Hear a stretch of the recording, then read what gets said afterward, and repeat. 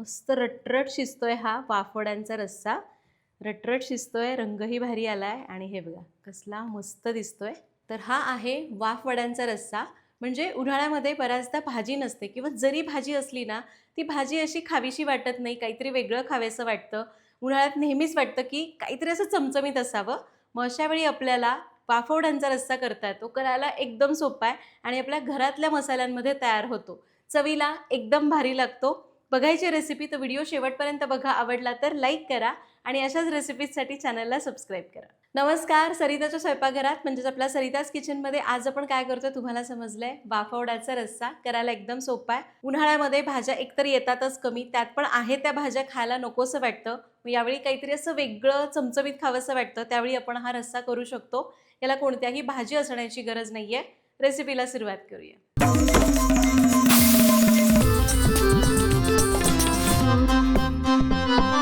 तर वाफवड्याचा रस्सा करायचा आहे. तुम्हाला नावातच समजलं असेल की वाफवड्या वेगळ्या करायच्या आणि रस्सा वेगळा करायचा. तर आपण 2 स्टेप्समध्ये ही रेसिपी करणार आहोत. आपली पहिली स्टेप आहे आपल्याला वड्या करायच्या, त्यासाठीचं साहित्य बघूया. वडे करण्यासाठी आपण घेतलेली आहे हरभऱ्याची डाळ.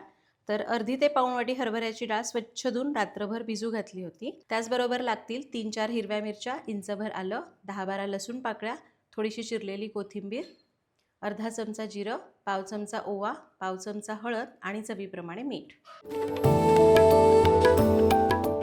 वड्याचं साहित्य बघितलं, रेसिपीला सुरुवात करू. आता ही हरभऱ्याची डाळ मी रात्रभर भिजू घातली होती. पाण्यातनं चांगली निथळून घेतेय. अर्धी वाटी डाळ होती, भिजून जवळपास वाटीभर होते. आपण ही मिक्सरच्या भांड्यात चांगली निथळून काढायची. तुमच्याकडे वेळ नाही, एक 2-3 तास ही डाळ गरम पाण्यात भिजवली तरी चालेल. आता यामध्ये घालूया आलं, लसूण पाकळ्या, हिरवी मिरची आणि जिरं. पाणी घालायचं नाही, याला जाडसर वाटून घ्यायचं. तर आपण याला वाटून घेतलं. यामध्ये घालूया ओवा, हळद, चवीप्रमाणे मीठ आणि थोडीशी कोथिंबीर. याला हातानेच चांगलं एकजीव करून मिसळून घ्यायचं. याला कुणी वाफवड्या म्हणते तर कुणी वाफोळ्या म्हणतात.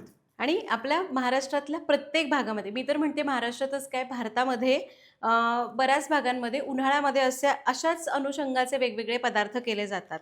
जसं शेंगोळ्या केल्या जातात सोलापूर भागामध्ये, किंवा तुम्ही राजस्थानमध्ये जाल तर गट्टे की सब्जी केली जाते. जेव्हा भाजी नसते ना, त्यावेळी डाळी किंवा बेसन यापैकी वापरून आपण असे वेगवेगळे पदार्थ करतो आणि वेगवेगळ्या भाज्या तयार होतात. तर याला आपण चांगलं मिक्स करून घेतलंय. आता आपण काय करू, याचे छोटे छोटे वडे करूया. अशा पद्धतीने फार असे पातळ करायचे नाहीत, थोडेसे मोठे आणि जाड ठेवायचे. या प्रकारे हे असे वडे करून घ्यायचे. आता इकडे बघा, एका चाळणीला मी तेल लावून घेतलंय. आपण असेच वडे तयार करून या चाळणीवर ठेवून घेऊया. या प्रकारे असा कुठलाही आकार असे स्पेसिफिक देण्याची गरज नाही आहे. जस्ट तुम्ही असं जरी सांडग्याप्रमाणे याला तोडून याच्यावर ठेवलं ना तरी चालेल. जसं तुम्हाला सोपं वाटतं तसं, किंवा सांडग्याप्रमाणे तोडून ठेवायचं आणि तिथल्या तिथेच दाबून घ्यायचं. या पद्धतीने आपण सगळे वडे करून घेऊया. अर्धी वाटी डाळ घेतली होती, त्याच्यामध्ये 14-15 छोटे छोटे वडे तयार झाले. साधारण एक 3 ते 4 लोकांना ही भाजी पुरते. आता नावातच आहे वाफ वडे, त्यामुळे आपल्याला याला वाफवून घ्यायचं आहे. मोठी कढई ठेवली आहे, त्यावर मी स्टँड ठेवलं आहे, जरा उंच ठेवायचं. यावर आपण ही चाळणी ठेवूया, यावर झाकण ठेवू आणि याला 10 ते 12 मिनिटं वाफवून घेऊ. तर वड्यांना मस्त वाफ बसते तोपर्यंत आपण याचा रस्सा करतोय, त्यासाठीचं साहित्य बघूया. रश्श्याच्या वाटण्यासाठी लागेल 1 उभा पातळ कापलेला कांदा, अर्धी वाटी सुकं खोबऱ्याचं खीस, 10-15 लसूण पाकळ्या, इंचभर आलं, 2 चमचे पांढरे तीळ.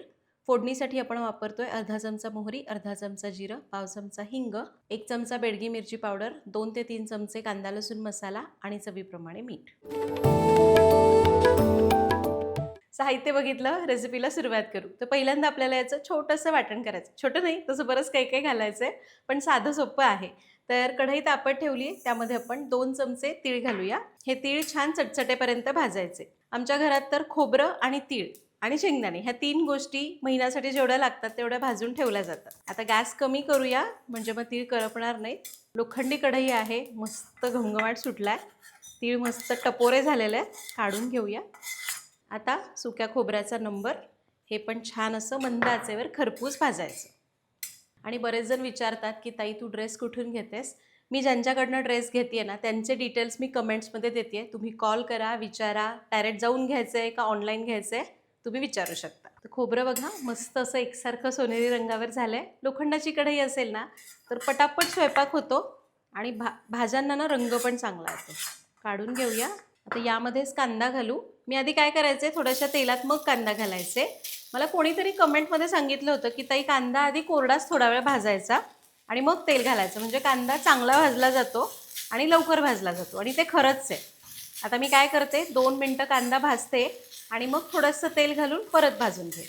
तर 3-4 मिनटातच कांदा मस्त असा भाजून झालाय. गॅस बंद करूया. यालाही आपण यामध्ये काढूया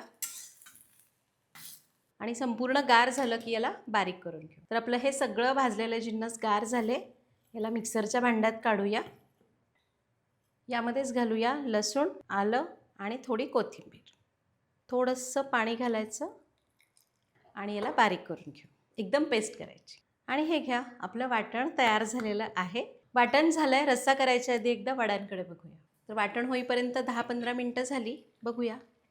आता बघा वड्या मस्त उकडल्यात.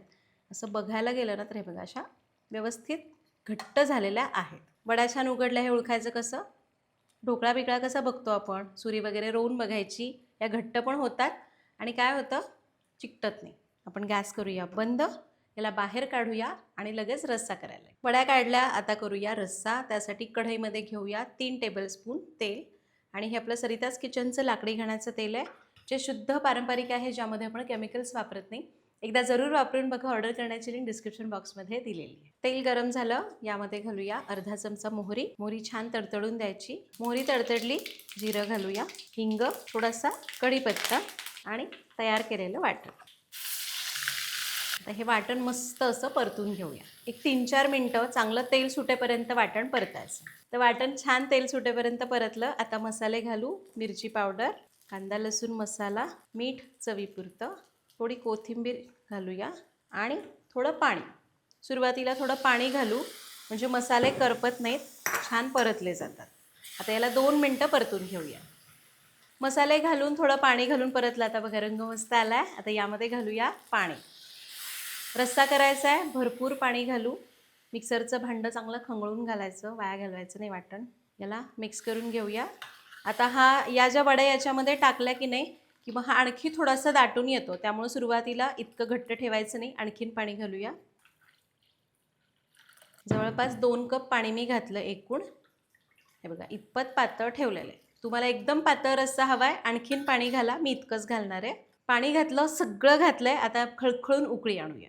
आता बघा रश्श्याला मस्त खळखळून उकळी आली आहे. गॅस कमी करायचा आणि यामध्ये हे वडे घालायचे. असे तुम्ही मोठे अख्खे तसेच ठेवू शकता.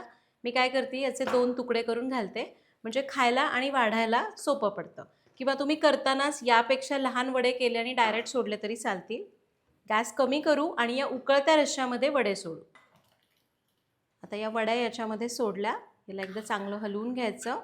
गॅस कमी करायचा, मध्ये पळी अडवी लावायची आणि याच्यावर असं अर्धवट झाकण ठेवून याला 5 ते 7 मिनिटं मंद आचेवर शिजून द्यायचं. फक्त एकदा मध्ये मध्ये हलवून घ्या, म्हणजे वडे सगळीकडनं एकसारखे शिजतील. 4 ते 5 मिनिट झालेले आहेत. बघूया. मस्त झाली आहे भाजी. या दाखवते. मस्त रंग आलाय आणि एकदम छान अशी भाजी मिळून आलेली आहे. मग अशी बघा थोडंसं असं पाणी दिसत होतं. आता रस्सा बघा किती मस्त दाटून आलाय.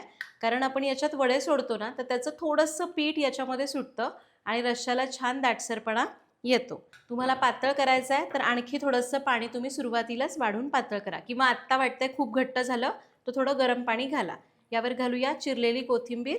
गॅस बंद करूया आणि आपला हा मस्त चमचमीत, सोबतच झणझणीत, जिभेला चव आणणारा वाफवड्यांचा रस्सा तयार झाला. तुम्ही जर हा पदार्थ करत असाल आणि तुमच्याकडे काय वेगळं नाव असेल तर मला कमेंटमध्ये सांगा. मस्त असा झणझणीत हा रस्सा. त्याच्यासोबत तुम्ही भात खाऊ शकता, भाकरी खाऊ शकता. मग ती कुठलीही भाकरी याच्यासोबत चुरून खायला खूप भारी लागते, किंवा जस्ट असं चपातीसोबत कधी खाल्लं तरी छान लागेल, पण भाकरीसोबत आणखीन छान लागेल.